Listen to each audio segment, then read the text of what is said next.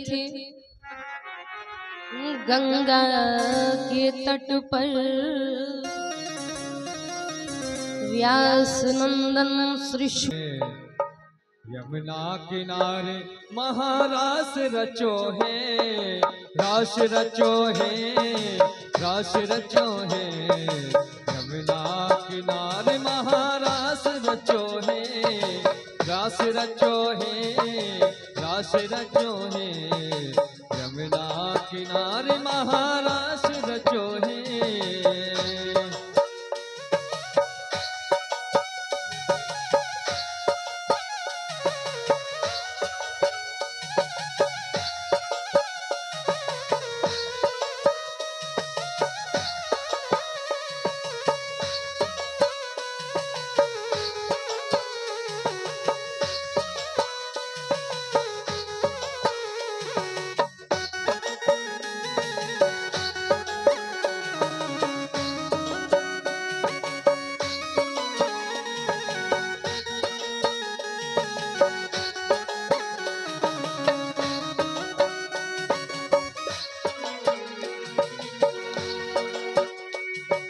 राधा नाचे कृष्ण नाचे नाचे गोपी संग, राधा नाचे गोपी नाचे नाचे गोपी संग।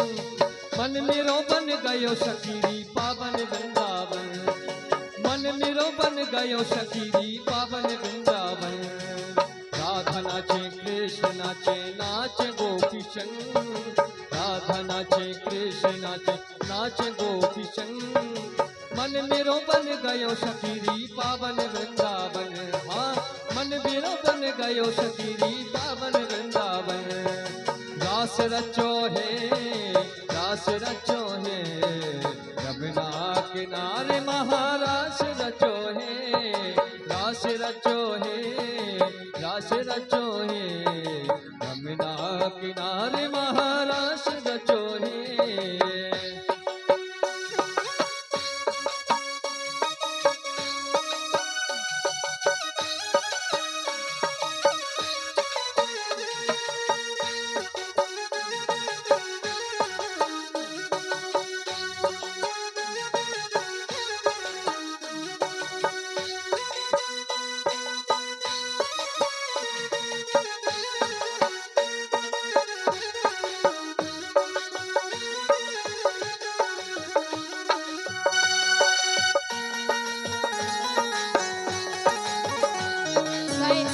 तुम्हें रास नहीं करने हैं? खड़े हो जाओ कि जहाँ पे नचबो नहीं आ रहा। बड़े भाव से सूरज नाचे चंदा नाचे नाच तारा गए, सूरज नाचे चंदा नाचे नाच तारा गए। मन मेरो बन गयो सखीरी पावन वृंदावन, मन मेरो बन गयो सखीरी पावन वृंदावन। सूरज नाचे चंदा नाचे नाच तारा गए, मन मेरो बन गयो सखीरी पावन वृंदावन। रास रचो है, रास रचो है, यमुना किनारे महारास रचो है, रास रचो है, रास रचो है। यमुना किनारे महारास रचो है।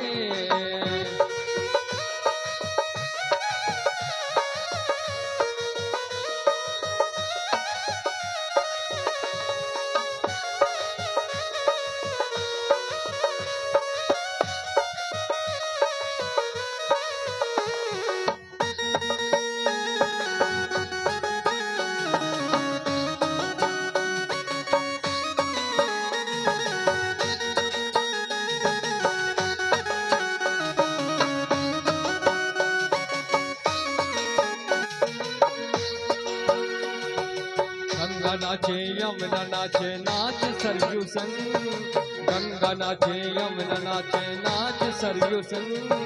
मन मेरो बन गयो सखीरी पावन वृंदावन, हाँ मन मेरो बन गयो सखीरी पावन वृंदावन। रास रचो है, रास रचो है, यमुना किनारे महारास रचो है, रास रचो है, रास रचो है।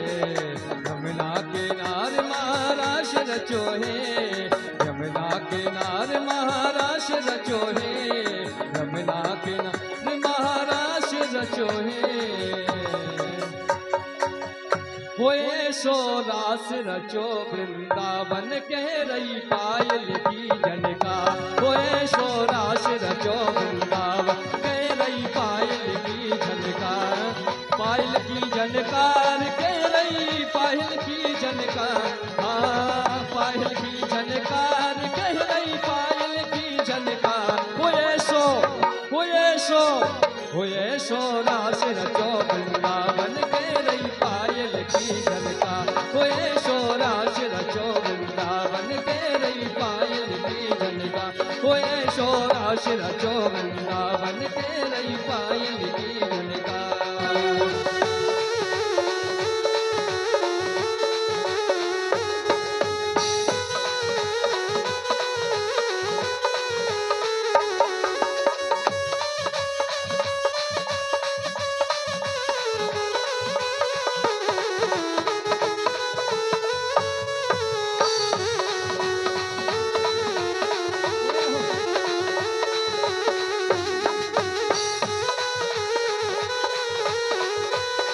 राधे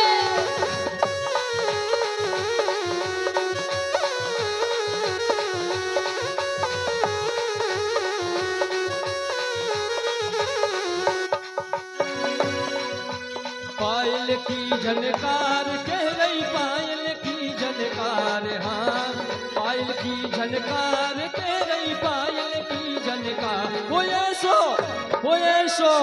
होए सो रास रचो वृंदावन कह रही पायल की झनकार, होए सो रास रचो वृंदावन कह रही पायल की झनकार, होए सो रास रचो वृंदावन कह रही पायल की झनकार, होए सो रास रचो वृंदावन कह रही पायल की झनकार, होए सो रास रचो वृंदावन कह रही पायल की झनकार, वो कह रही पायल की झनकार, वो कह रही पायल की झनकार।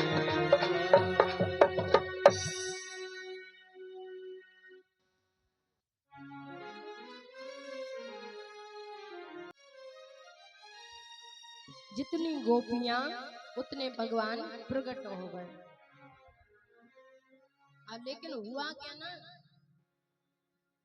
कि जीव को कुछ मिल जाए महाराज तो अभिमान फ्री में आ जाता है।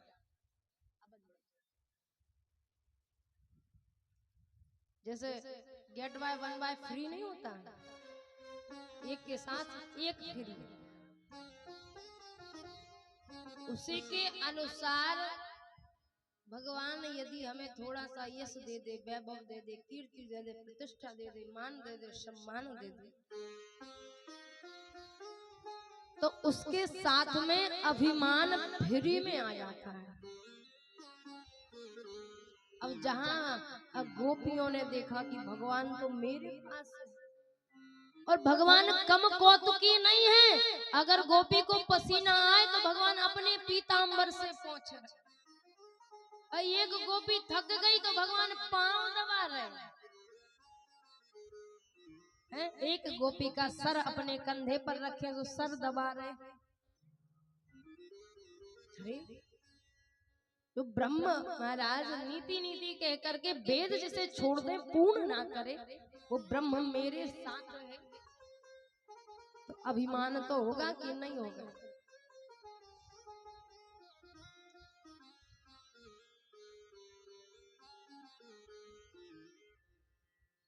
भक्त को ये अभिमान नहीं होना चाहिए कि भगवान मेरा है। अभिमान करना है तो ये करो कि मैं भगवान का हूं।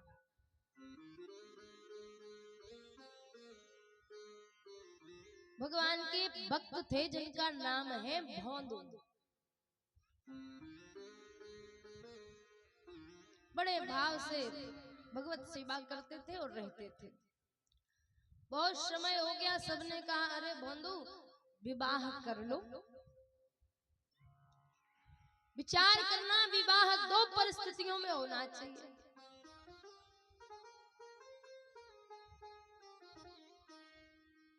और आज के समय में महाराज विवाह की परिस्थिति बदल गई। रामचरितमानस के अनुसार के जो घर वर कुल होए अनूपा वो करय विवाह सुता अनुरूप। किसके अनुरूप विवाह करना चाहिए? अपनी कन्या के अनुरूप। जैसी हमारी पुत्री है उसी के अनुसार वर ढूंढना चाहिए। लेकिन वर चाहे जैसो होवे महाराज, प्रॉपर्टी हो सो सब बढ़िया है। वर की कोई चेष्टा ही नहीं है, चाहे जैसो हो चल जाए महाराज। बस या तो सरकारी नौकरी हो या फिर हाईवे पे जमीन या फिर 2-4-10 डंपर चल रहे, बहुत है। और ऐसे ही एक कन्या खूब पढ़ी लिखी थी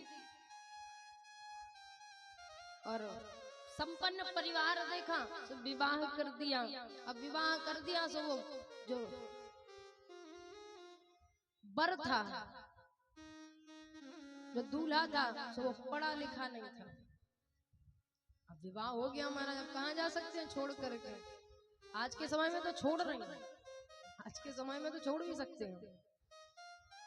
तो समझदार थी, रहने लगी। अब समय व्यतीत तो हुआ तो वो अपनी पत्नी को लेने पहुंचा। अपनी पत्नी को कहाँ लेने पहुंचा? ससुराल में। खूब सम्मान हुआ महाराज। काहे? बोले पहली बार ससुराल में दामाद को सम्मान ऐसा होता है, वो कौन भूलत को? ससुराल में पहली बार जो सम्मान होता है वो भूलने योग्य नहीं होता। क्यों? क्योंकि ऐसा स्वागत करते हैं ना कि बेसो दोबारा करते ही नहीं है, सो वो भूलत भी नहीं है। ऐसा स्वागत करते हैं। और इसीलिए तो कहते हैं कि प्रेम उतना ही करो जितना जीवन पर्यंत निभा सको। आज तो खूब प्यारे खूब मीठे लग रहे हैं, प्रारंभ से ही उतना लगाव रखो कि ना बुराई बनो ना अच्छे। अरे पहले तो दामाद जी आए महाराज, बोले क्या पसंद है? बोले पालक पसंद है। पहली बार आए दामाद जी, सो पालक की भजिया, पालक की सब्जी, पालक की पूड़ी, पालक की पकौड़ी, हर एक चीज पालक की। चलो ठीक है कोई बात नहीं। अब 1 बार 2 बार 3 बार 4 बार, हर बार जय नियम, जब आवे सो पालक पालक पालक। अब पूछा काहे मैया? ससुराल चले जाओ दामाद जी से। बोले नहीं, जब देखो सो पालक सो पालक। आज पूछा कि जब भी आते तब भी पालक ही क्यों? बोले जासे के बगलई में खड़ी पालक सो हालम टोर काट लिया तो तुरंत ही बना देते, तो कछु नहीं लगा, सो पालक है। दामाद पहुंचा, बड़ी सेवा भाव। अब ऐसे वो भोजन करने के लिए बैठा था और वो भोजन बना रही थी उसकी पत्नी। सुंदर थाली सजाई और माता बहनन से थाली सजावे की कह दो तो महाराज अगर एक खन में अचार और नमक और दूसरी थाली में जाखन में अचार नमक होगा तो पहुंच के जई तरफ रखे। ये कला है, भोजन परोसने की कला। और महाराज जैसे ही थाली आई सो अपने छोरा से पहुंचे और बई छोरा से हाथ पहुंच ले और बई छोरा से अपने बाल बच्चे की नाक पहुंच ले और बई से महाराज जेवे पहुंच गए सो बई से थारी पहुंच दे ले वजह भगया।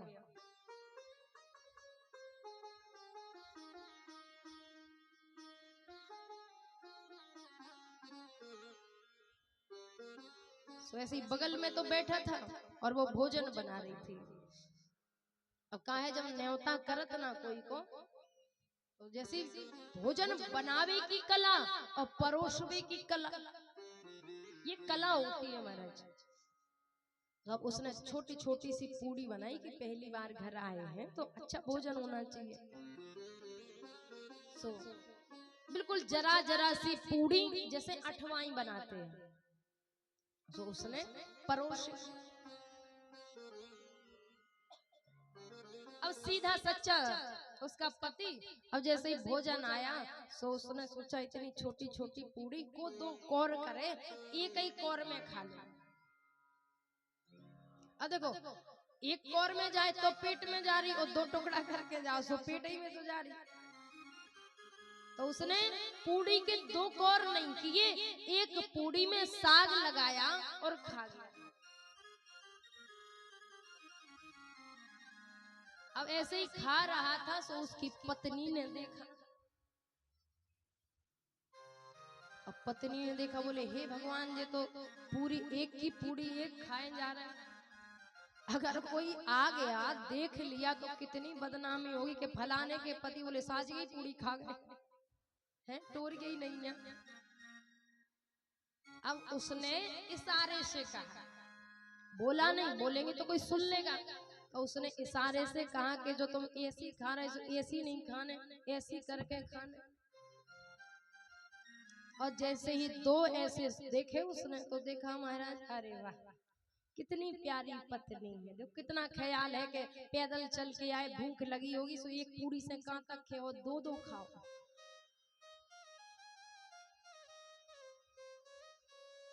अब तो महाराज 2 पूड़ी और साग, 2 पूड़ी और साग। अब ज्यों पत्नी ने देखा, बोली महाराज जैसे तो पहले ही ठीक है। अब उसने फिर से इशारा किया। कैसे इशारा किया कि ऐसे नहीं खाने, हे भगवान का कर रहे, जिन्हें ऐसे नहीं खाओ। अब उसने ऐसे माथा पीटा कि ऐसे मत खाओ।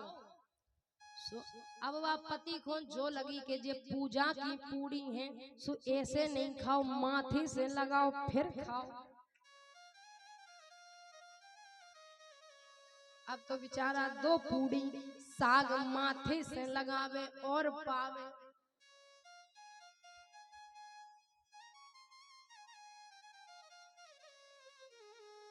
अब उसे बुरा लगा कि महाराज जी चल क्या रहा।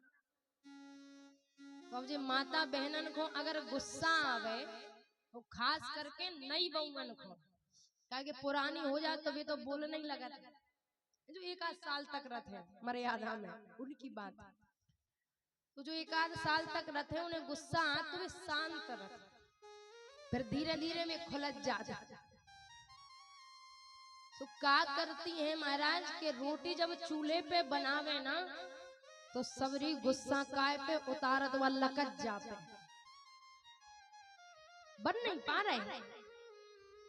गुस्सा चाहे घर किन पे होवे लेकिन उतार है लकत जा पे, बन नहीं पा रहा चूल्हा, दिन भर परेशान कर रहा रोटी बना ले। तो अब उसने कहा चूल्हे से, किसने? उसकी पत्नी ने। चूल्हे से बोली चतुर नार, बोली जैसे बरतते सुबह से बरत जाओ, माने जैसे खा रहे थे भाई एक ही खाते रहो, जो ना करो के साग लगाओ माथे से और फिर खाओ। तो पहली गुस्सा चूल्हे पे और दूसरी मोड़ी मोड़न पे। लड़ाई चाय जी से भाई होए लेकिन मोड़ी मोड़न को प्रसाद बीच में ही मिल जाता। हमने कही फलानी जगह जाने और हम अकेले जा रहे, तुम्हें नहीं लो आ जा रहे, इतने ही में मोड़ी मोड़न को तुम्हारी वजह से हो चुका जो हो सूट सूट के सीधो कर दे। तो बच्चा फिर यही में सुट जाता। चर्चा क्या चल रही थी? विवाह की।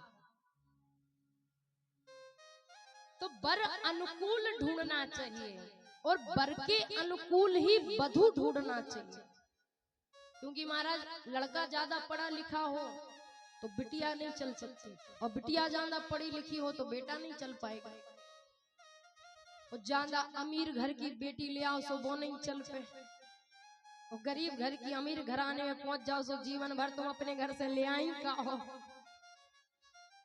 तो समकालीन अवस्था में विवाह करना चाहिए। क्योंकि हमने बताया था ना कि सुख ऐश्वर्य से नहीं मिलता, सुख हृदय से मिलता।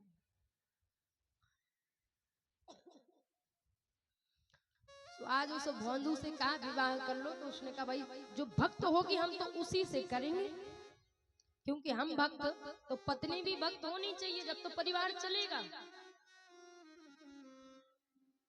अब उसी समय एक कन्या ने बताया कि जो भी व्यक्ति एक दिन में 1000 संतों का भोजन करवाएगा, मैं उससे विवाह करूंगी। अब सब आए भोंदू के पास, बोले फलाने गांव में एक कन्या ने प्रण लिया है कि जो एक दिन में 1000 संतों का भोजन कराएगा, हम उसी से विवाह करेंगे। सब मिलजुल कर पहुंचे तो भोंदू से उस कन्या का विवाह करवाया। अब भोंदू के घर में अथाह संपत्ति थी, कोई कमी नहीं थी महाराज। खूब संतों का भोजन हुआ महाराज, 1 वर्ष 2 वर्ष 5 वर्ष 10 वर्ष। अब खूब पुश्तैनी था महाराज सब। 2 4 10 साल चला सब कुछ, जमीन बिकी, जायदाद बिकी, घर बिका, मकान बिका, लेकिन संत सेवा नहीं बिकी।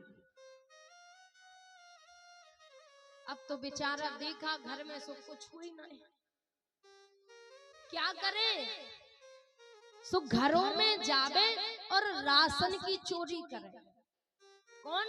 वही भक्त भोंदू। किसी के घर से नमक तो किसी के घर से दाल, किसी के घर से आटा उठा लाए। अब सबने देखा कि चोरी तो हो रही, लेकिन राशन की चोरी हो रही। अब थोड़े चौकन्ने हो गए। अब भोंदू ने देखा कि ये तो चौकन्ने हो गए, क्या कर रहे हैं? तो भोंदू ने सोचा थोड़ा लंबा हाथ मारना चाहिए कि 2 4 दिन की तो व्यवस्था हो गई। उसके लिए भोंदू ने धनाढ्य घरों में चोरी करना आरंभ कर दिया। कौन घरन में? जिनके घर में खूब धन था। और कौन से घर? जो कभी धर्म नहीं करते थे। ऐसे लोग जो कभी धर्म नहीं करते थे, भोंदू उनके घरों में जाता था चोरी करने के लिए। इसलिए कहते धर्म किया करो।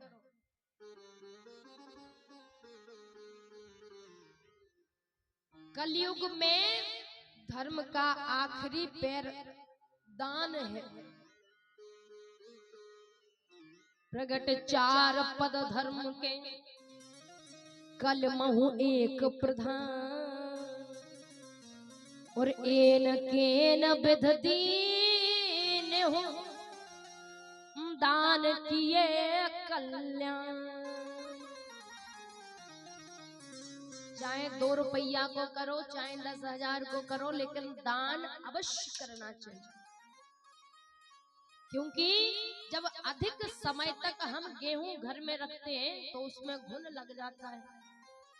उसी प्रकार अधिक समय तक धन को भी संचित नहीं करना चाहिए, उसे दान में लगाना चाहिए, ताकि हम आगे जो धन अर्जित करें वो हमें सफलता पूर्वक प्राप्त हो, पवित्रता से प्राप्त हो।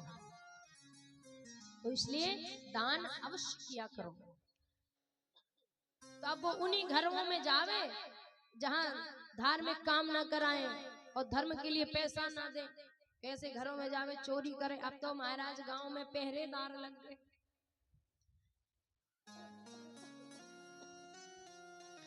अब भोंदू ने सोचा कि महाराज अब सबके घर में एक एक जागने वाला हो गया, अब चोरी कहाँ करें, किसके घर में चोरी करें। अब आज भोंदू गांव के बाहर मार्ग पर बैठा, बोले यहीं कोई निकलेगा सो लूटपाट करेंगे, जो मिल जाएगा सो अच्छा।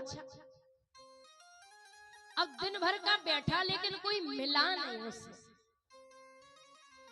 अब विचार करना, जिसने संत सेवा के लिए अपना सर्वस्व दान कर दिया, क्या उस पर भगवान अपनी कृपा नहीं करेंगे? अब भगवान तैयार हुए महाराज। या बड़ी मूछे, खूब लंबी लंबी दाढ़ी, खूब मोटी मटो पेट महाराज और श्रृंगार करो ऊपर से नीचे तक। आपने आज हमारे भगवान के दर्शन किए ठाकुर जी के? नहीं किए तो अभी करो, अब तो वो मालाओं से ढक ही गए। तो आज हम ऊपर से नीचे तक सजा करके लाए। क्यों? क्योंकि आज विवाह भी है और दूसरा द्वारकाधीश बनेंगे आज भगवान।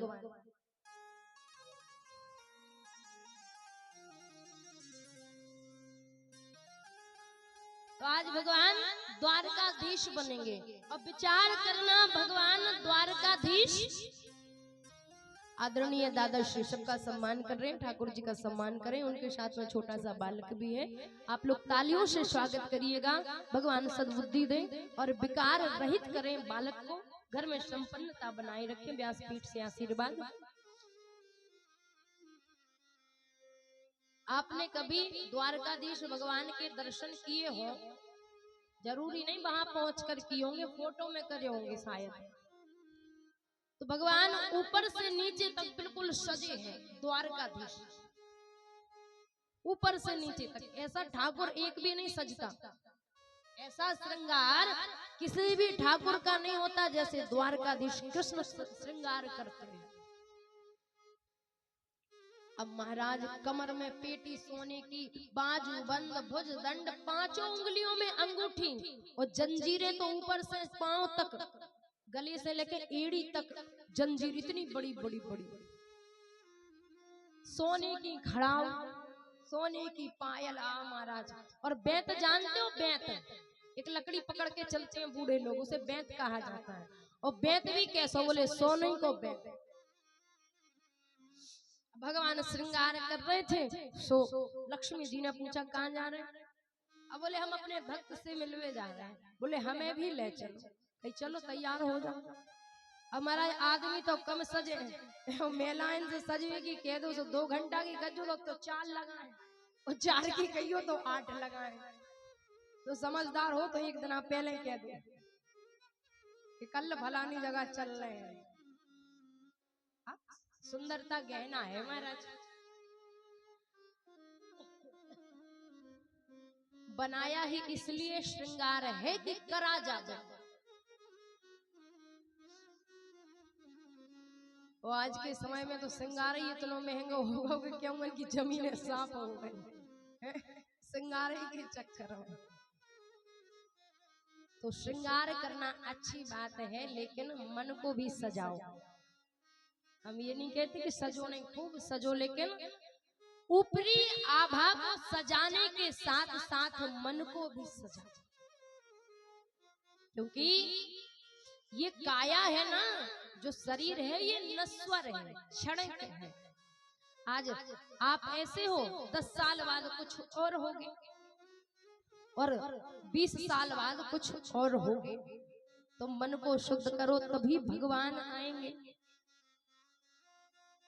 कि हमने आंगन नहीं सवारा, निर्मल मन को नहीं बुहारा, कैसे आएंगे भगवान, कैसे आएंगे।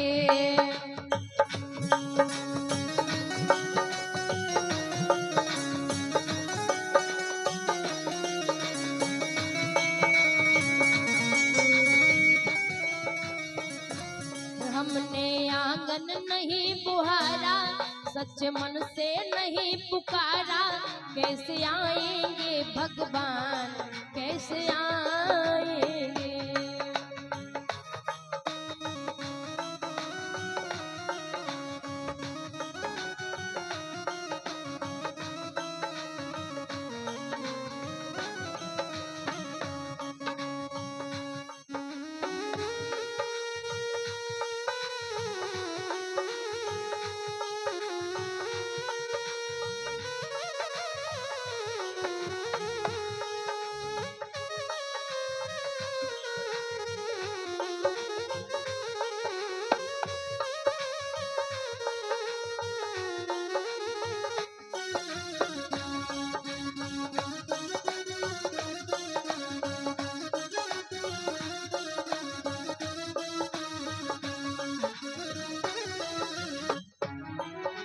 हृदय हमारा पिघल न पाया जब देखा दुखहारा।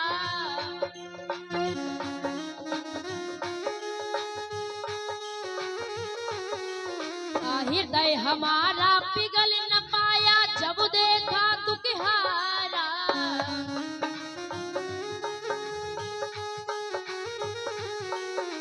किसी पंथ भोले से हमने पाया नहीं सहारा।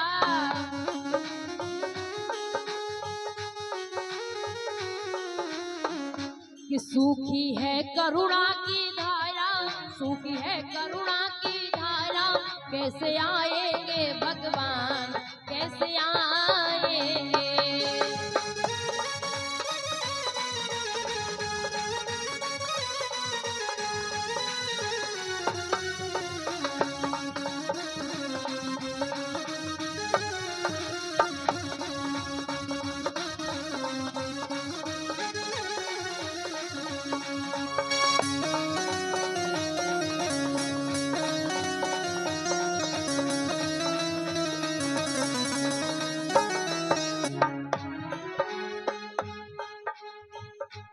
जीवन में अगर हमारे द्वारा कोई दुखी हो जाए ना तो बहुत बड़ी बात है।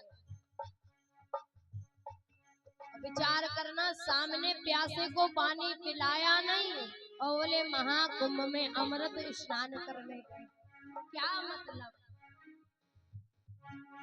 कि अंदर के पट खोल देख लो ईश्वर पास मिलेगा।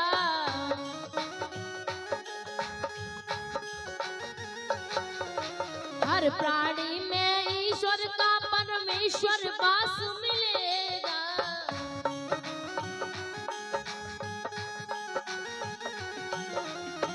ईश्वर अंश जीव अविनाशी, सबके भीतर में परमात्मा का वास है, लेकिन वो सच्चे मन से नहीं पुकारा, सच्चे मन से नहीं पुकारा, कैसे आएंगे भगवान, कैसे आएंगे।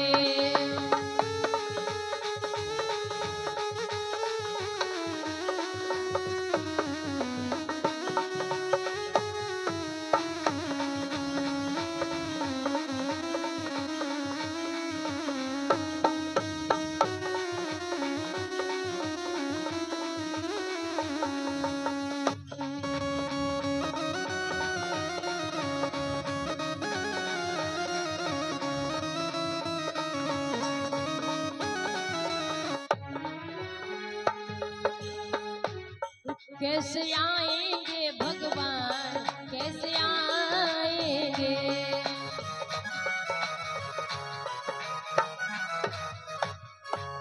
प्रेम से बोलो वृंदावन बिहारी लाल की। अब कथा कहाँ चल रही थी? बहुत तो भगवान ने श्रृंगार किया।